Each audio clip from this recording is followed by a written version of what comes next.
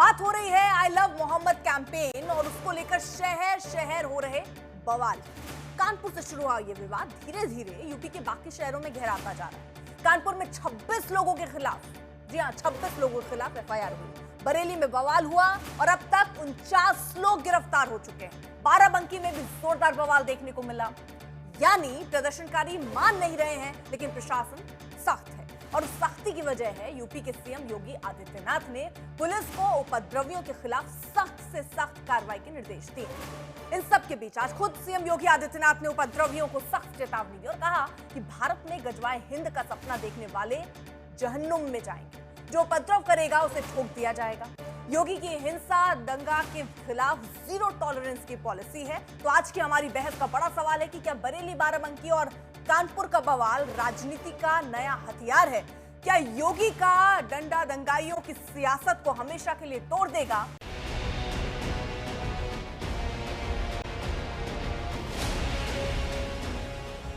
I love Mohammad से शुरू हुई लड़ाई I love Mahadev, I love Mahakal, I love Ram, I love Yogi, I love Akhilesh से आई लव बुलडोजर तक पहुंच गई है। मतलब आर पार की स्थिति बन गई है। बरेली में बवाल हुआ, बाराबंकी में बवाल हुआ, कानपुर में बवाल हुआ और ये बवाल बढ़ता ही जा रहा है। आई लव मोहम्मद से शुरू हुआ नारा अब गजवाए हिंद तक आ पहुंचा है। कुछ मौलवी तो शुरू से भारत में गजवाए हिंद करने की कोशिश में लगे हैं। अब जहाँ जहाँ इनकी आबादी बढ़ी है वहाँ सामाजिक समरसता को बिगाड़ रहे हैं।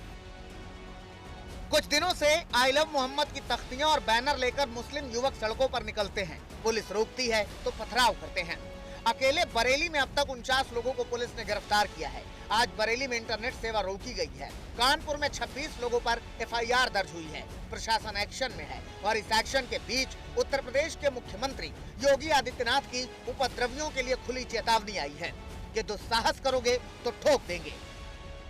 आपके अगल बगल के क्षेत्र में भय और दहशत का माहौल पैदा कर रहा है। पहले उसको रोको, उसको समझाओ। अगर नहीं मानता है तो प्रशासन को बताओ। प्रशासन अपने आप ही उसको ठोकने का कार्य कर देगा। आपको उसमें चिंता करने की बात नहीं है। पिछले 8.5 वर्ष के अंदर उनकी मंशा सफल नहीं हुई। अब नए नए तौर तरीके अपनाने का कार्य कर रहे हैं। लेकिन याद रखना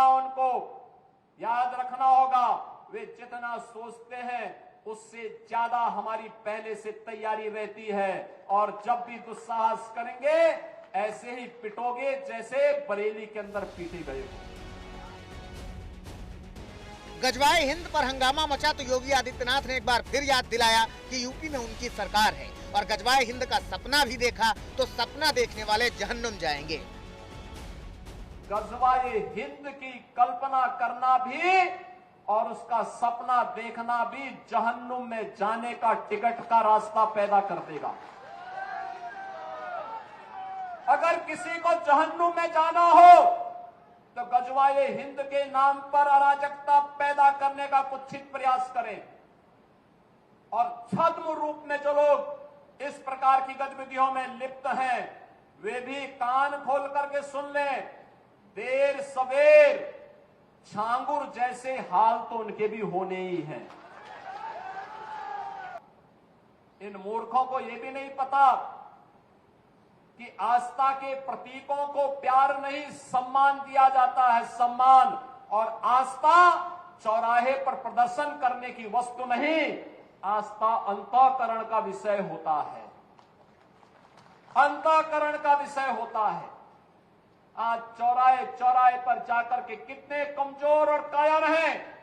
छोटे छोटे बच्चों को जिनके हाथों में कलम होनी चाहिए, जिनके हाथों में नोटबुक होनी चाहिए, जिनके हाथों में विज्ञान और गणित की पुस्तकें होनी चाहिए, उनके हाथों में आई लव मोहम्मद का पोस्टर देकर के, तख्तियां देकर के समाज में अराजकता पैदा करने का कार्य कुछ लोग कर रहे हैं। यानी शहरों में सद्भाव बिगाड़ने वाले योगी के बयान को बहुत गौर से सुन लें और उनके इरादे को भी अच्छी तरह भांप लें।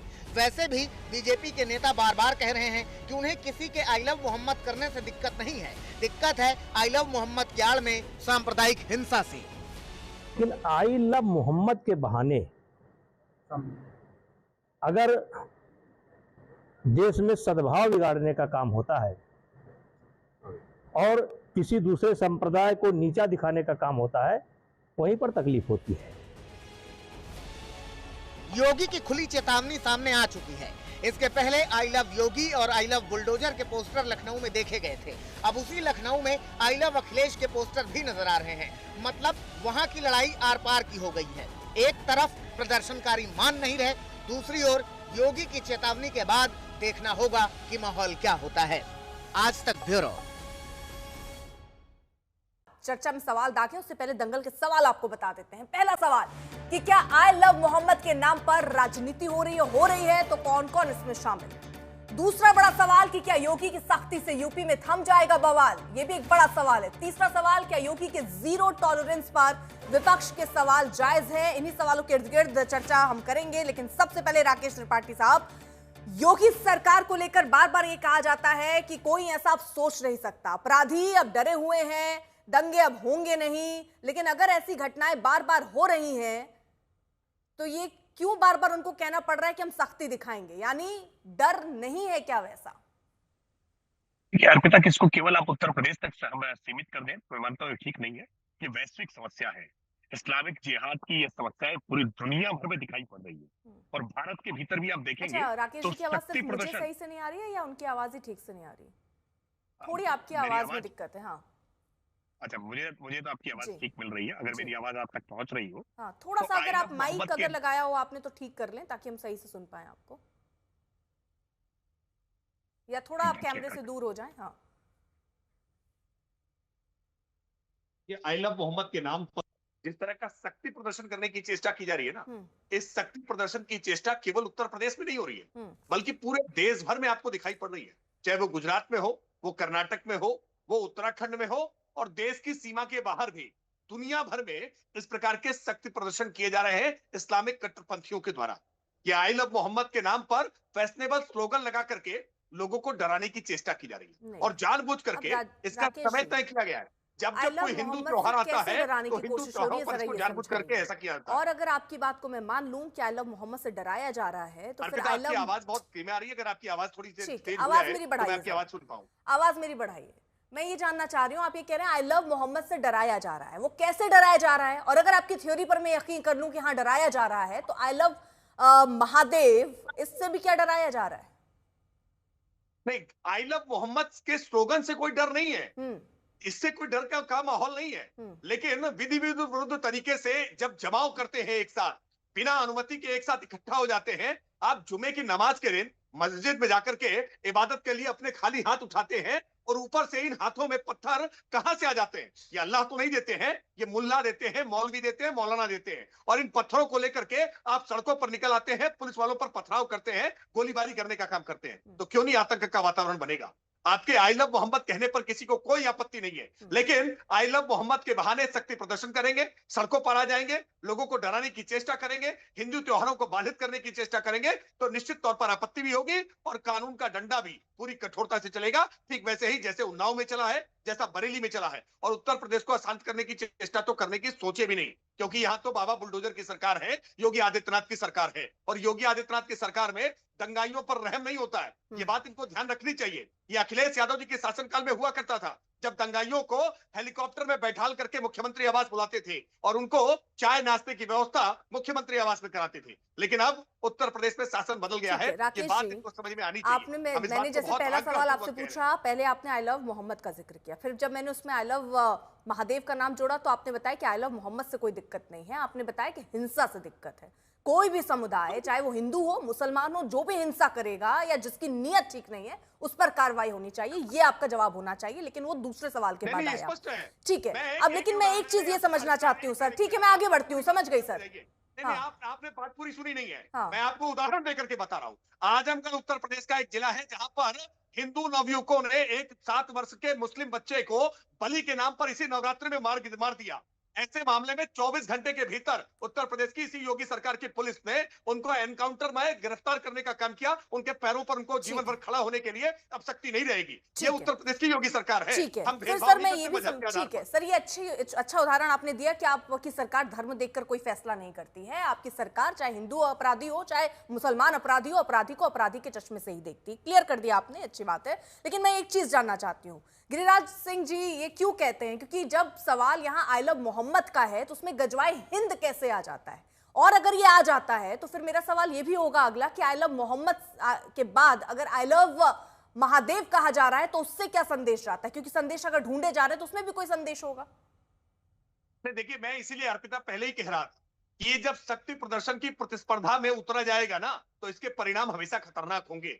एक पक्ष अगर शक्ति प्रदर्शन करेगा कोई स्लोगन लेकर के, तो निश्चित तौर पर प्रतिक्रिया में दूसरा पक्ष भी इस प्रकार का शक्ति प्रदर्शन करेगा तो और गजवाए अल्टीमेटली हिंद कैसे हो गया इससे सर? नुकसान समाज को आई होगा। लव मोहम्मद से आप ये कह सकते हैं दंगा हो सकते हैं, हिंसा हो सकती है, लेकिन इसमें ये गजवाए हिंद कहां से आ गया ये मैं जानना चाह रही हूँ सर। नहीं, गजवाए हिंद एक ऐसी थ्योरी है जिस थ्योरी में हिंदुओं को पद्दलित करने के लिए और इस्लाम का शासन आधिपत्य स्थापित किया जाए। ये थ्योरी सर बीजेपी के नेताओं को कैसे पता चल गया? क्योंकि मैंने अभी तक किसी मुस्लिम के नेता या मुस्लिम समुदाय की तरफ से गजवाए हिंद इस मामले में, जिस मामले में मैं आपसे बात कर रही हूँ, इसमें तो अभी तक कहीं चर्चा नहीं थी। फिर आपके नेता गजवाए हिंद कहां से ले आए? नहीं, देखिए, जब भी इस्लाम को सर्वोच्च सत्ता के रूप में स्थापित करने की चेष्टा होगी तो निश्चित तौर पर उसका अर्थ गजवाए हिंद सर इसको कैसे सर आप ये कह रहे हैं जो बात, ये मैं समझ नहीं पा रही हूँ। क्योंकि ये विवाद समझिए, आई लव मोहम्मद का विवाद नहीं था, ये हिंसा का विवाद था, ये दंगा का विवाद था सर। और ये कोई भी कर सकता है, अपराधी किसी भी धर्म का हो सकता है। फिर उसमें गजवाए हिंद जोड़ देना, फिर आप कह रहे हैं कि इसमें इस्लाम स्थापित करने की बात है। ये सारी बात कहां से ऐड होती चली जा रही है सर? नहीं, मैं फिर इसको आपको स्पष्ट कर रहा हूं कि गजवाए हिंद की जो कल्पना है ना वो इस्लाम को सर्वोच्च सत्ता के रूप में स्थापित करने की है। और ये जो शक्ति प्रदर्शन है ना, ये इस्लाम की ताकत को दिखाने के लिए किए जा रहे हैं। ये आखिरकार क्या आवश्यकता है? ना देश में, उत्तर प्रदेश में कहीं पर भी किसी को आई लव मोहम्मद कहने पर कोई रोक नहीं लगाई गई है। पर आप कह रहे हैं, अभी आपने जिसका उदाहरण दिया नवरात्र में जब हिंदू समुदाय की तरफ से ऐसा हो जाता है तो वो भी सत्ता स्थापित करने की बात कर रहे हैं क्या? अर्पिता, आपकी आवाज बहुत कम आ रही है। मैं आपसे आग्रह करूंगा अगर आपकी टीम ठीक है, चलिए मैं आगे आऊंगी इन्हीं सवालों पर आगे बढ़ेंगे, क्योंकि मुझे भी आपकी आवाज ठीक ढंग से नहीं आ पा रही हो। मैं समझ रही हूँ शायद दर्शकों तक भी नई आवाज ढंग से पहुंच पा रही हो, लेकिन इसमें शायद शमूम कासमी साहब कुछ कहना चाह रहे हैं। कौन? हाँ, अंसार रजा साहब कुछ कहना चाह रहे हैं। ठीक है सर, आ रही हूँ। देखिए अर्पिता जी, आज 2-3 बातें 3 दिन से चल रही है लगातार और बीजेपी नया नैरेटिव सेट करने की कोशिश कर रही है, लेकिन वो हो नहीं पा रहा है।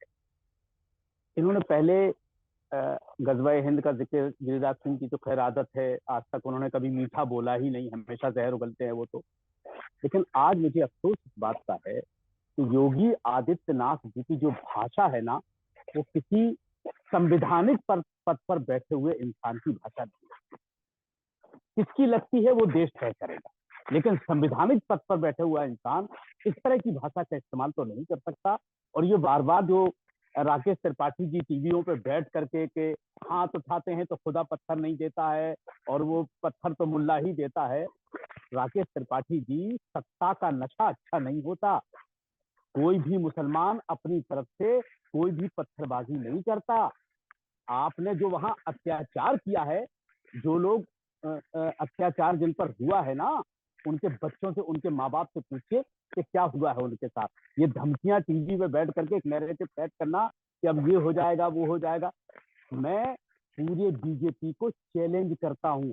मैं इंडिया में इस वक्त नहीं हूँ, मैं दिल्ली से बाहर, इंडिया से बाहर हूँ, लेकिन मैं चैलेंज करता हूँ, अगर गजवाए हिंद का माना भी कोई बीजेपी का आदमी बता दे, उन्हें तमीज नहीं गजवाए हिंद कहते किसको है। ये खाली लफ्ज उठा करके ले आते हैं कि इसमें 6 मुसलमानों का कोई लफ्ज जुड़ा हुआ है। न गिरिराज सिंह को पता होगा, न योगी जी को पता होगा कि गजवाए हिंद कैसे। साहब आप क्या कह रहे हैं कि कोई भी मुस्लिम पत्थर नहीं उठाता है?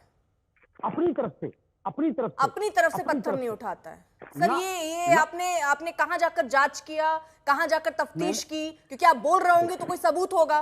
क्योंकि आप तो ये कह रहे हैं आपके हिसाब से, क्योंकि मुसलमान कभी अपराधी हो ही नहीं सकता, यानी अपराधी हमेशा हिंदू होगा। मैं ये नहीं कह रहा हूँ कि अपराधी मुसलमान नहीं हो सकता। आप पहले मेरी बात को अच्छी तरह, आप कह रहे पत्थर नहीं उठा सकता। ऐसे उदाहरण सर मैं आपको उंगली में गिन के क्या नहीं बता सकते, इतने उदाहरण है सर। मैं आपको गिनती बताता हूँ बरेली में जो हुआ है अर्पिता जी, मैं बताता हूँ बताइए सर, आप थे क्या वहां पर? आप थे क्या? आप थे क्या वहां पर? सुनिए, अरे जो वीडियो पुलिस ने दिखाया मैं उसकी बात कर रहा हूँ। अच्छा, वही देखा है आपने ना जो मैंने देखा है? वही देखा है आपने ना जो जनता ने देखा है? दिखाएगी वही तो देखेंगे। ठीक, अब चलिए आप, अब ठीक है, यानी उस देखकर आप क्या समझ पाए, समझा रहे हैं, ठीक समझाइए। हाँ, मैं ये कह रहा हूँ कि वहां की पुलिस कह रही कि फायरिंग हुई वहां। कहाँ है वो वीडियो जो फायरिंग हुई है, मुसलमानों ने फायरिंग की है, जो पत्थरबाजी की है, कहां से की है, उन्होंने दिखाया वो वीडियो? क्यों नहीं दिखा रहे हैं वो? ये सिर्फ खाली मुसलमानों के खिलाफ एक नेगेटिव से हम कह रहे हैं। जिन्होंने रैलियां निकाली बगैर इजाजत के, उन पर कार्रवाई कीजिए। जिन्होंने दंगा भड़काने की कोशिश की है, चाहे वो मुसलमान हो हिंदू, आप कानूनी कार्रवाई कीजिए उन पर, कोई एतराज नहीं है उस पर। जो लोग भड़काऊ भाषण दे रहे हैं वो आप एतराज उन पर, हम भी एतराज करते हैं कि उन्हें नहीं करना चाहिए था ये, लेकिन एक नैरेटिव मुसलमानों के ताल्लुक से इस तरह से सेट कर रहे ना, वो इसलिए कि बिहार के चुनाव में कोई मुद्दा बैठ नहीं पा रहा है। अब ये परेशान हो चुके हैं, तो नए डेली अभी कल राकेश सिन्हा साहब मेरे चैनल के साथ थे, ये नई बात लेकर के, आज वो गजवा हिंद की बात लेकर के चले आ रहे हैं। अरे भाई, एक तय कर लो, आपको बिहार चुनाव जीतना है।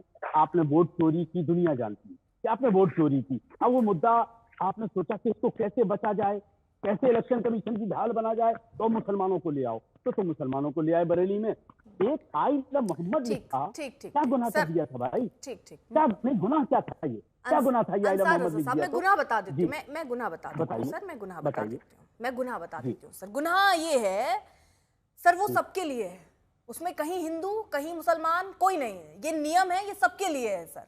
और आप यहाँ बैठकर बार बार इसका जिक्र कर रहे हैं कि आई लव मोहम्मद, ये बोलना गुनाह नहीं है, आई लव मोहम्मद बोलना अपराध नहीं है, और ये तमाम मुस्लिम नेता इस बात का जिक्र कर रहे हैं। मैं एक बार दोहरा दूं कि इसको लेकर कोई एफआईआर भी नहीं हुई है सर, ये कहीं बवाल में था ही नहीं, लेकिन आपने भी वही नैरेटिव उठा लिया जो आपको सूट कर रहा था, क्योंकि इसको आप बढ़िया से बेच सकते थे, आपने बेचने का प्रयास कर रहे हैं मुस्लिम नेता होने के चक्कर में। आपको सच्चाई बताती हूँ सर, कानपुर से ये बवाल शुरू हुआ, रावतपुर स्टेज, सुनिए रावतपुर में, कानपुर में एक जगह है रावतपुर सर, वहां स्टेज लगता है और हर बार लगता है सर, किसी को कोई आपत्ति उसकी नहीं है सर, उसकी पर रुक जाइए अहमद खान साहब, उंगली मत हिलाइए, आ रही हूं मैं, आ रही हूं सर, आ रही हूं, रुक जाइए, आप भी अपनी बात रख लीजिएगा, मुझे जरा क्लियर कर लेने दीजिए। वहां सर स्टेज लगता है, स्टेज के अलावा जिस जगह पर परमिशन इन्होंने ली थी वहां स्टेज ना बनाकर एक गेट बनाया इन्होंने बाहर की तरफ, जो पहले नहीं बनता था। आई लव मोहम्मद का कॉन्सेप्ट भी वहां नहीं लिखा जाता था, एक नई परंपरा, एक नई प्रथा वहां शुरू की गई। वहां उस चीज को लेकर नाराजगी जताई गई कि यहां ये बोर्ड क्यों लगाया गया, जहां की परमिशन है आप वहां तक अपना ये कार्यक्रम कीजिए, पहली चीज। दूसरा जो एफआईआर में जिक्र है सर, वो नवरात्र के जो वहां पोस्टर्स लगे थे, वहां उनकी तैयारियां जो हिंदू कर रहे थे, वहां पर वो पोस्टर्स फाड़े गए, वहां पर तोड़फोड़ की गई। ये कंप्लेन लेकर हिंदू समाज के लोग गए हैं और उसके बाद एफआईआर में इन दो चीजों का जिक्र है। आई लव मोहम्मद कहीं नहीं लिखा कि आपने ये क्यों लिखा, इसको लेकर हम आप पर एफआईआर कर रहे हैं, ये कहीं नहीं था। लेकिन सारे मुस्लिम नेता, सारे मुस्लिम समुदाय को जो बचाने की कोशिश कर रहे हैं या उनके रहनुमा बनने की कोशिश कर रहे हैं, ये बता रहे हैं, वो डाइवर्ट क्यों कर दे रहे हैं सर? क्या मिल जाता है इससे? मैं बताता हूँ। 4 तारीख का ये हादसा है कानपुर का, 5 तारीख को ईद मिलादुन नबी का जुलूस था। उस जुलूस की तैयारी के लिए गेट बनाया गया था और गेट पहली बार नहीं बना था, और उसमें जो हमारे यहाँ बैनर लगाए जाते हैं ईद मिलादुन नबी में, तो हम अपने पैगंबर से प्यार करते हैं, मोहब्बत करते हैं, उन पर अकीदत रखते हैं, तो इसमें गुनाह क्या था? ये नई परंपरा कैसे हो गई? ये नई परंपरा कैसे हो गई? इसका जवाब है किसी के पास? ये नई परंपरा कैसे हो गई? और आज योगी आदित्यनाथ जी जो ठोक देने की बात कर रहे हैं, जब आगरा में करनी सेना के लोग तलवारें लहरा रहे थे, तब नहीं कहा कि हम ठोक देंगे, तब कानून का पालन नहीं हो रहा था। आज मुसलमानों ने अगर कोई बात कर दी तो आप कह रहे हैं हम ठोक देंगे, और कल योगी जी कह रहे तो मौलाना को नहीं पता कि सरकार आप क्या कह रहे हैं? आई लव मोहम्मद की यहाँ कहा गया और उसको लेकर बवाल, मतलब वो लिखना ही गुनाह हो गया। मैं वही समझा रही हूँ, वो लिखना गुनाह नहीं था। एक सेकंड सर, आप ये कह रहे हैं क्या गुनाह कर दिया सर? अगर कोई हिंदू नवरात्र की शुभकामनाएं का पोस्टर आपके घर पर लगाना चाहे तो आप दे देंगे इजाजत, फिर कह देंगे क्या दिक्कत है? सर ऐसा नहीं है ना सर, जिस चीज की जहां तक परमिशन होती है वो वहीं लगेगा। आप ये कह रहे हैं आपको जो परमिशन वाली जगह थी, आप आगे जाकर पोस्टर लगा रहे हैं, आप माहौल खराब करने की कोशिश कर रहे हैं, आप नवरात्रि के पोस्टर फाड़ रहे हैं, वहां पर आप तोड़फोड़ कर रहे हैं, उसको लेकर एफआईआर हो रही है, वो जिक्र ही नहीं कर रहे आप। मतलब अगर कोई ऐसा करे तो नहीं करना चाहिए सर, मतलब छुओ ही मत। अर्पिता जी सब लोग नैरेटिव सेट करके बैठे हुए हैं। क्या वही दिल्ली मैं कह में रही हूँ, जहां हम आपने रहते जो हैं, नैरेटिव सेट किया हम उससे दिल्ली क्या में मिल रहते रहा है हैं, क्या सर? नवरात्रि के पोस्टर सैकड़ों दिन पूरी दिल्ली में नहीं लगते हैं? कोई परमिशन लेता है? हाँ। आप मुझे दिखाइए तो किसी ने परमिशन ली हो कि हम दीवार पर टांग रहे हैं पोस्टर? कोई दिखाइए मुझे परमिशन। सर क्या बात करती हैं? चलिए दूसरे पे आ जाए, अगर नहीं तोड़फोड़ की, चलिए, क्या नवरात्रि का आप पोस्टर जवाब फाड़ दीजिए दिया उस ना, पर, आप जवाब दीजिए कि कौन सा पोस्टर का परमिशन लेते हैं। चलिए मैं दिल्ली में, अब मैं सर कल दिल्ली पर, ठीक, आप सर मुझे एक बताइए दिल्ली पहुंच करके मैं आपको फोटो ठीक। खींच के भेज दूंगा मैं सर एक कि सेकंड, कितने बगैर आप मुझे ये परमिशन के लगे। बताइए ना उस फिर पर तो एतराज नहीं। इसको लेकर एतराज किसने किया था? वो जो पोस्टर्स ये लगे उस थे, पर सुनिए ना, जो वो गेट लगा था, हिंदू समाज के लोग गए, उन्होंने कंप्लेंट दर्ज कराई। पुलिस अपने आप से तो आप सुनिए ना, पुलिस अपने आप से तो गई नहीं कि हटाओ भाई। ऐसे ही अगर नवरात्र में जहां परमिशन नहीं है उससे बाहर भी कहीं सजता है तो आप लोग भी जाइए, मुस्लिम समाज के लोग जाएं और वहां पर जाकर कंप्लेंट दर्ज कराएं, वहां पर भी कार्रवाई होगी सर। अब आप पॉइंट पर आइए। जब से योगी जी की सरकार उत्तर प्रदेश में बनी है, बजरंग दल, आरएसएस और विश्व हिंदू परिषद ने कब्जा कर लिया है पूरी सत्ता पर। ठीक। और योगी जी उनकी कठपुतली बने हुए, वो नाच रहे हैं उनकी उंगली पर, और कुछ भी नहीं है। जो हिंसा कर रहे हैं वो मासूम है सर, जो जी? हिंसा कर रहे हैं वो मासूम है सर, है ना? हिंसा कोई भी करे, और वो पत्थर अपने से उठाते नहीं, कोई थमा के चला जाता है, फिर वो क्या करे, फेंकना मजबूरी हो जाती है। ठीक सर, समझ गई, मैं आगे जरा बढ़ती हूँ। एक जल्दी से रिएक्शन में चर्चा में सबको जोड़ लूं क्योंकि काफी देर आपसे बातचीत हो गई, मैं क्योंकि अहमद खान साहब भी कुछ कहना चाह रहे थे। अहमद खान साहब आपके साथ शुरू करते हैं, राकेश जी उसके बाद मैं आ रही हूँ। एक बार जरा जल्दी से सबके उनके राय जान लूं। अहमद खान साहब। जी अर्पिता जी देखिए, ये जो भी दंगे और जो फसाद की बातें हो रही हैं, ये उन्नाव से शुरू हुआ है, कानपुर से शुरू नहीं हुआ है। उन्नाव का खुद मैं रहने वाला हूँ। एक जगह पोस्टर लगा था आई लव मोहम्मद का, और वो बगल में शायद किसी हिंदू देवता की फोटो लगी थी। पुलिस का कहना है कि वो फोटो फाड़ दी गई, तो उसको हटाने के लिए धाराएं लगाई गई और 3-4 लोगों को अरेस्ट किया गया। ये शुरुआत उन्नाव से शुरू हुआ है। अब देखिए, मैं सिर्फ ये बात कहना चाहता हूं कि अभी तक जो भी लोग इस काम में लगे हैं, आप हुजूर सल्लल्लाहु अलैहि वसल्लम के बताए हुए रास्ते पर चलिए। पत्थर और लाठी आप डंडा हाथ में मत लीजिए, आप मोहब्बत का पैगाम दीजिए कि हुजूर सल्लल्लाहु अलैहि वसल्लम ने जब उनके ऊपर ताइफ में जो है पत्थर चले और पूरा सर फट गया, पूरे नाखून नालायन मुबारक तक खून बह गया, तब जिब्रील अमीन आके कहते हैं कि या रसूलुल्लाह, कहिए तो 2 पहाड़ियों को बीच में दबा के मार दें इनको। तो आपने मना किया कि आज नहीं तो कल सुधर जाएंगे। तो मैं तो अपील करूंगा सारे मुसलमानों से कि आप हुजूर सल्लल्लाहु अलैहि वसल्लम के बताए हुए रास्ते पे चलिए, और ये जो पत्थरबाजी की या और चीज़ों की घटनाएं घट रही हैं, इसमें शामिल ना होइए, बिल्कुल ना होइए। लेकिन ये भी ठीक नहीं है कि मिट्टी में मिला दूंगा, ठोक दूंगा। ये कोई संविधान पे शपथ लेकर के कह सकता है क्या? क्या कोर्ट बंद हो गई? क्या हाई कोर्ट बंद हो गए? क्या सुप्रीम कोर्ट बंद हो गए? आप ठोकने की बात करते हो। ठोकने वाली भाषा क्या है? ठोकने वाली भाषा किसी अच्छे इंसान की, अच्छे नेता की है, हो सकती है? पिताजी आप ईमानदारी से बताइएगा। मिट्टी में मिला दूंगा, कौन सी भाषा हो सकती है? कौन सी संवैधानिक भाषा हो सकती है? नहीं हो सकती है। और जब आप दूसरे तरह की भाषा का इस्तेमाल करेंगे तो लोगों में नफरत फैलेगी। आप 8 साल से मुख्यमंत्री हो, अभी तक कंट्रोल नहीं हो पाया। बुलडोजर बाबा भी बन गए आप, तब भी नहीं कंट्रोल हो पा रहा है। तो क्या मतलब है? पूरी तरह से सीआईडी, विजिलेंस, सीडीआई, सीबीआई सब फेल हो गई उत्तर प्रदेश में। खाली उत्तर प्रदेश में दंगा बवाल हो रहा है, और किसी प्रदेश में क्यों नहीं हो रहा है? खाली उत्तर प्रदेश में मुख्यमंत्री कहता है कि मैं ठोक दूंगा, पुलिस ठोक देगी, हम मिट्टी मिला देंगे। ये भाषा धमकाने वाली नहीं है, तो क्या है ये? एक छोटा सा रिएक्शन, ये क्या कहता है भाषा? धमकाने की भाषा देख रहा हूं। ठीक है, खान साहब के मन में हृदय में कितनी पीड़ा है। दंगाइयों पर जब उत्तर प्रदेश की पुलिस कठोरता करती है तो इनको बहुत पीड़ा होती है, लेकिन इनको पीड़ा नहीं होती है कि 30 के लगभग पुलिसकर्मी जख्मी हुए हैं, बुलेट इंजरी है उन पर। खान साहब, ये कोई सामान्य लोग नहीं है, अपराधी हैं जो पुलिस पर गोलीबारी करने का काम कर रहे हैं अपराधी हैं और अपराधियों के साथ पूरी कठोरता का व्यवहार होगा। जो भी पुलिसकर्मियों पर गोली चलाएंगे वहां सफेद साठ्यम समाचरण की होगा। गोली बरसाने वाले हाथों पर पुष्प नहीं बरसा जाएंगे, हम पर पुष्प वर्षा नहीं होगी। गोली चलाएंगे तो जवाब तो आपको गोली से ही मिलेगा ना। अपराधियों के लिए आत्मरक्षा में पुलिस तो गोली चलाएगी ना। ठीक है अमिश खान साहब, ठीक है। क्या हो सकता है? हाँ। नहीं, मैं केवल इतनी बात कह रहा हूं, अगर कोई हिंसा करेगा तो निश्चित तौर पर उसको पूरी कठोरता से कानून का डंडा दमित करेगा। अगर हिंसा नहीं करेंगे आप कि कोई भी हो उस पर कार्रवाई कीजिए, कार्रवाई होनी चाहिए, लेकिन अगर मुख्यमंत्री के पद पर कोई बैठा है तो क्या ऐसी भाषा बोलनी चाहिए? तो इस भाषा में क्या आपत्ति है?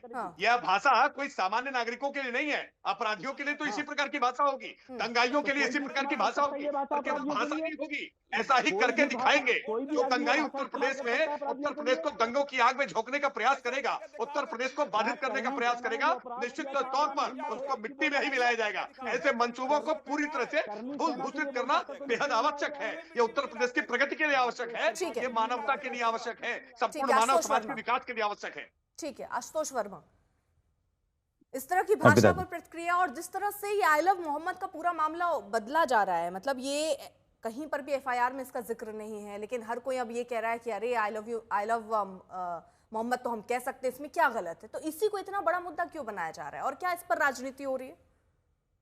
देखिए अर्पिता जी, इसको क्योंकि हम लोग पॉलिटिकल हैं तो पॉलिटिकली बात करेंगे। इसमें राजनीति हो गई है और जो राजनीति करना चाहता था उसको खुली पिच तौकीर रजा ने दे दी है। योगी आदित्यनाथ एक ऐसे मुख्यमंत्री हैं जिनसे लव शब्द तो उनसे बहुत दूर रहता है, लेकिन लड़ाई कराने वाले, मिट्टी में मिलाने वाले, जितने भी निगेटिव शब्द आपने दिमाग में सोच सकते हैं वो योगी आदित्यनाथ ने अपने मुख, अपने स्वर्ण रूपी मुख से वो उच्चारण करके दिखा चुके हैं। तो उनकी फितरत कैसी है वो किसी को बताने की जरूरत नहीं है। और तौकीर रजा ने, मुझे लगता है कि वो सारी पिच दी है जिसमें योगी आदित्यनाथ हर बॉल पे छक्का मार रहे हैं। इसलिए भाजपा के प्रवक्ता तेज तेज से चिल्ला रहे हैं, उनको मजा आ रहा है।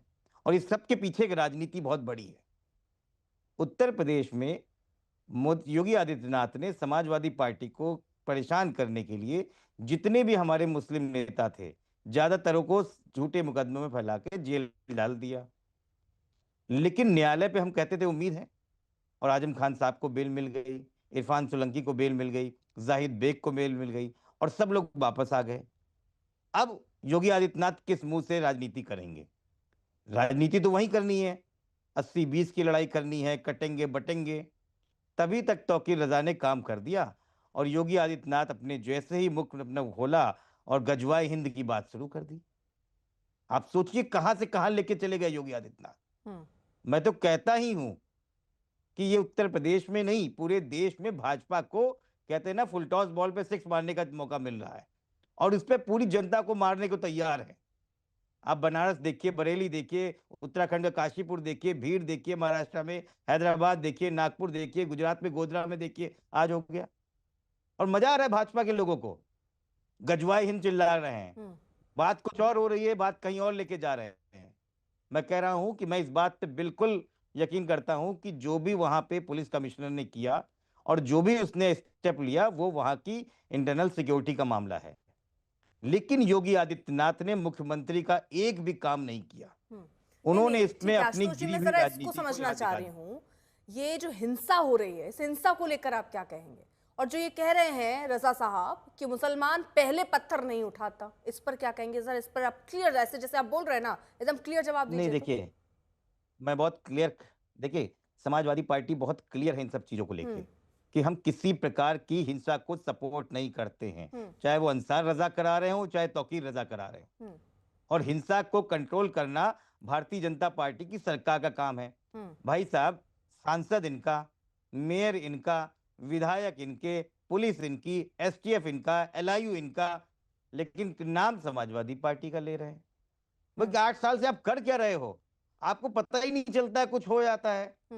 पहलगाम में आतंकवादी घुस गए, क्या हमको पता ही नहीं चला? यहाँ पे आके मार के चले गए हिंदुस्तानियों को, इनको पता ही नहीं चला। अभी कुछ दिन पहले बनारस में पुलिस और अधिवक्ताओं में लाठियां चली, इनको पता ही नहीं चला। ये बैठ के अपनी एसटीएफ, एलआईयू को समाजवादी पार्टी के नेताओं के पीछे से हटाएंगे, तब जाके वो प्रदेश के बारे में सोचेंगे। इनको टाइम ही नहीं है इस बारे में। हाँ, जहां पे हिंदू मुस्लिम करना हो हाँ। तो चौड़े से भाषण देना चाह रहे हैं। हाँ। मतलब यूपी में फेस्ट चल रहा है, इकोनॉमिक फेस्ट चल रहा है। हाँ। प्रधानमंत्री आए हैं, बैठे हैं इकोनॉमिक्स, और वहां सब बड़े बड़े ट्रेडर्स बैठे हैं, हाँ। वहां गजवाए हिंद बोल रहे हैं। नहीं नहीं सर, आप सोचिए उनकी आपके माइंडसेट कार्यकर्ता क्या भी है। तो आई लव अखिलेश बोल रहे हैं ना। नहीं तो आप बोलिए ना, दिन भर आई लव योगी बोलिए, आई लव मोदी नहीं, बोलिए, नहीं, हमें कोई अभी आपने परेशानी यहाँ है पर क्या? ये मेरा इसलिए भाई सवाल कार्यकर्ता था बोले- क्योंकि एज अ विपक्ष आप ये कह रहे हैं कि ये रहता है ना, जनता के मुद्दे से भटका रहे हैं। आप ये बता रहे हैं कि कैसे विकास हो उस पर बात नहीं हो रही है, हिंदू मुसलमान कर रहे हैं, यही है ना।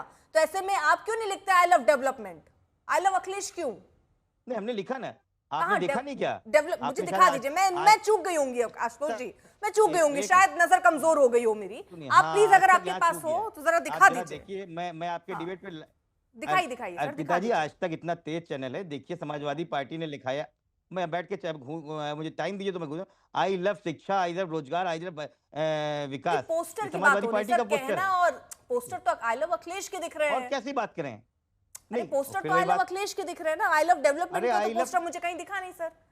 नहीं तो देखिए, आज तक वाले देखिए, जाइए समाजवादी पार्टी कार्यालय के सामने जाइए और आज देख तो के वही आइए। तो, सर आप तो समाजवादी पार्टी के संवाददाता प्रवक्ता को हैं, भेजिए आप ना। ऐसे चुटकियों में एक फोटो मंगा सकते हैं, मंगा लीजिए, तब तक मैं जरा आगे बढ़ती हूँ, आप नहीं दिखा तो यार, दीजिएगा। मुझे डिबेट छुड़वा के बोल दीजिएगा तो मैं ये करूंगा बैठ नहीं नहीं, के। अभी बैठे बैठे कर देंगे सर, अरे आप आपका अपनी ये ताकत को काम है। कम आंक रहे हैं सर। नहीं नहीं, ये काम नहीं नहीं, मैं अपनी मैं ताकत मैं को इतना कम बड़ा आंक रहे हैं सर, fast forward चुटकियों में जल्दी फोटो नहीं आ हूँ कि बैठ के जाएगी। करूंगा। सर आप ये मंगा तेज- लीजिए ना, समाजवादी ये पार्टी तेज के चैनल दफ्तर के देखे, बाहर अगर डेवलपमेंट के पोस्टर लगे हों, आई लव डेवलपमेंट, तो मंगा लीजिए और दिखा दीजिए। मैं आपको समय दे रही हूँ, बहुत समय, अभी मुझे दो गेस्ट के पास जाना है। कोशिश करता हूँ। कोशिश कीजिए सर, अर्पिता जी, कोशिश मैं करने आपके वालों की साथ कभी तेज हार नहीं नहीं हूँ। होती सर। मैं बहुत ठीक सर, पुराने कोशिश पुराने कीजिए, यही तरीके बहुत वाला बड़ी आदमी हूँ, चीज है लेकिन मैं सर। कोशिश करता हूँ, मिल ठीक है, जाएगा। कासमी साहब, कासमी हाँ, हाँ, साहब, बिल्कुल ठीक है।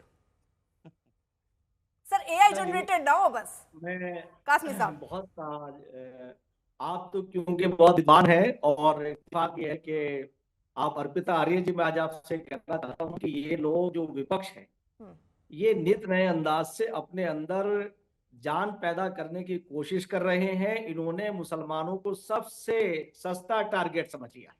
ये मुस्लिम बच्चों को वर्गलाते हैं और उन्हें आई लव मोहम्मद के नाम पर सल्लल्लाहु अलैहि वसल्लम, और कभी जुमे का दिन आता है तो जुमे का दिन, क्योंकि ये अपने तौर से तो बुला नहीं सकते, इनमें इतनी ताकत और कुव्वत नहीं है, ये उन सीधे साधे नौजवानों को वर्गला रहे हैं। अभी मैं उत्तराखंड के अंदर बात कर रहा हूं आपसे कि जब विपक्ष हार गया और मोदी जी और जितने हमारे मुख्यमंत्री हैं भारतीय जनता पार्टी के, सरकार के सबका साथ, सबका विकास, सबका विश्वास को लेकर चले प्रधानमंत्री नरेंद्र मोदी जी, तो ये इन सब के पास कुछ है नहीं।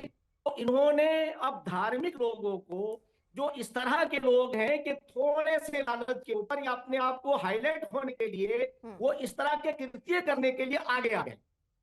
समाजवादी हो, बसपा हो या कांग्रेस हो, इनके दामन दागदार हैं। 60 साल कांग्रेस ने इस देश पर राज किया।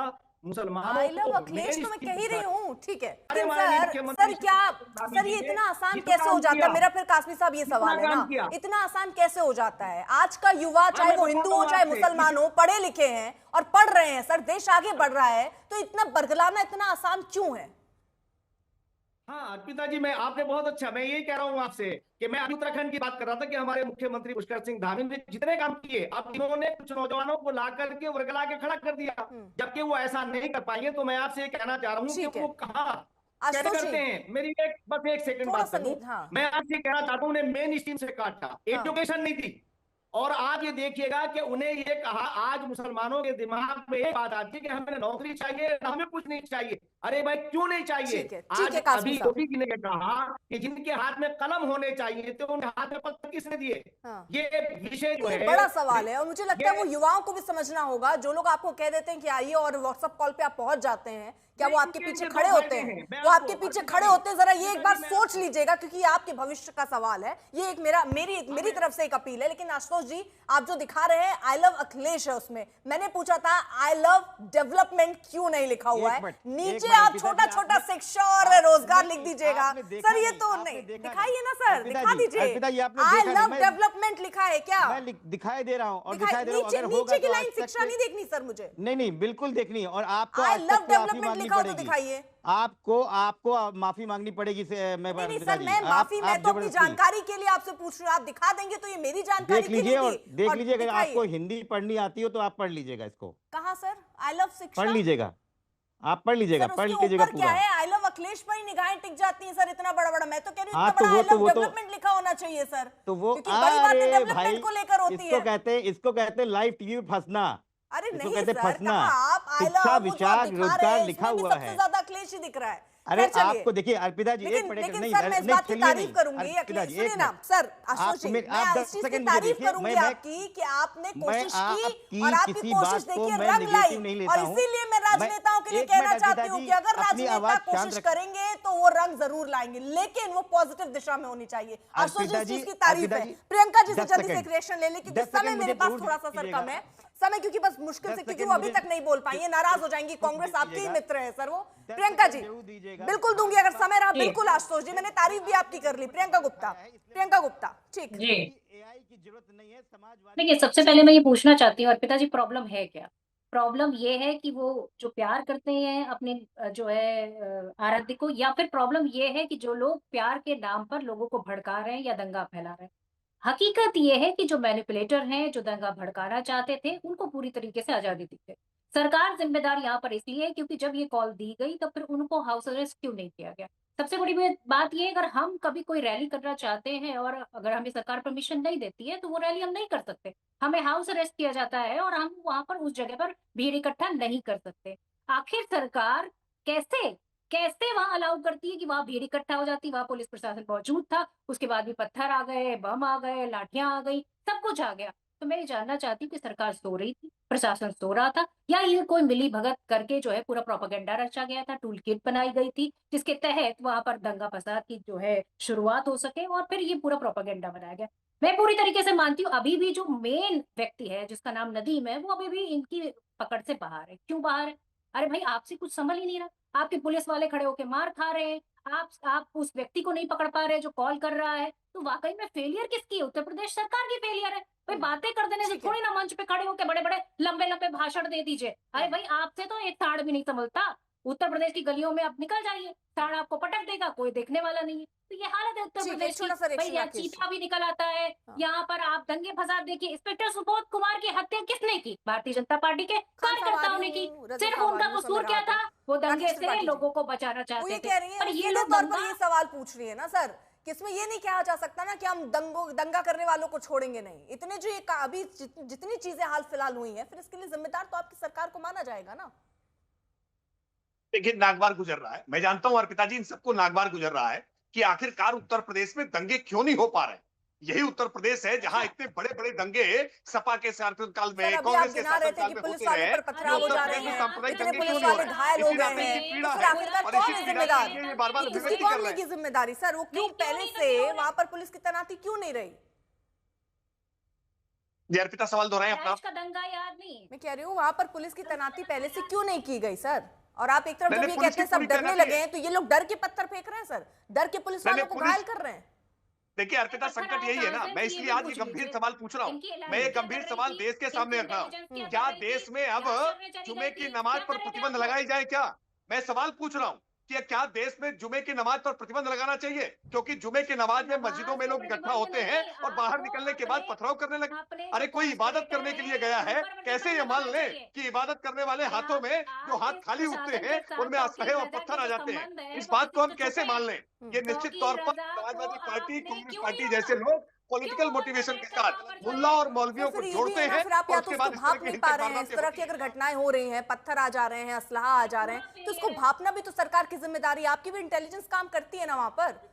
आप बिल्कुल जिम्मेदारी निभा रहे हैं, बिल्कुल जिम्मेदारी निभा रहे हैं अर्पिता जी, और ऐसा मुकम्मल अंजाम दिखाने वाले हैं। घटना को पहले रोकना भी जिम्मेदारी के अंतर्गत आता है, उस पर हो रही कार्रवाई भी एक जिम्मेदारी। आप वहां भले कह रहे हो कि हम कार्रवाई कर रहे हैं, लेकिन उसे कैसे रोकेंगे उस पर भी जमीन पर असर दिखना जरूरी है। बहुत बहुत शुक्रिया आप सभी का समय देखिए इतनी की इजाजत देता है। माफी के साथ जो मेहमान हमारे बोलना चाह रहे थे जिनको हम मौका नहीं दे पाए, लेकिन फिलहाल सवाल यही है कि प्यार की बात में आखिरकार नफरत और हिंसा कहां से आ जाए।